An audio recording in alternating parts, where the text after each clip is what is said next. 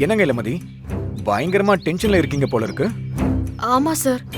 நேத்தி நடந்த பிரச்சனையெல்லாம் நான் கேள்விப்பட்டேன் இளமதி.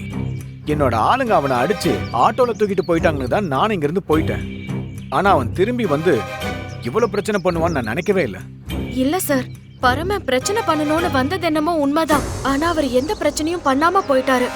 ஆனா பிரச்சனை வேற விதமா வந்துருச்சு. அதனாலதான் நேத்து நைட்டே பரம வீட்டுக்கு போய் இன்னைக்கு வந்து நான் மருந்து தான் போட்டு விட்டேன்னு சாட்சி சொல்ல வாங்கன்னு சொல்லிட்டு வந்தேன். அதுக்கு அவன் என்ன சொன்னா? கண்டிப்பா வரேன்னு சொன்னாரு சார். நீங்க எதுக்கு இளமதி அவனுக்கு மருந்து போட்டு விட்டீங்க? சார், நீங்களும் உங்க ஆளுங்களும் அவரை கண்ணு மண்ணு தெரியாம அடிச்சிருக்கீங்க. அவர் உடம்பெல்லாம் காயம். என்னால நடந்த தப்புக்கு நான் தானே சார் பிராயச்சித்தம் பண்ணணும். இளமதி, நீங்க தேவையில்லாம ஒரி பண்ணிக்கிறீங்க. நீங்க நினைக்கிற மாதிரி ஒண்ணுமே இல்ல.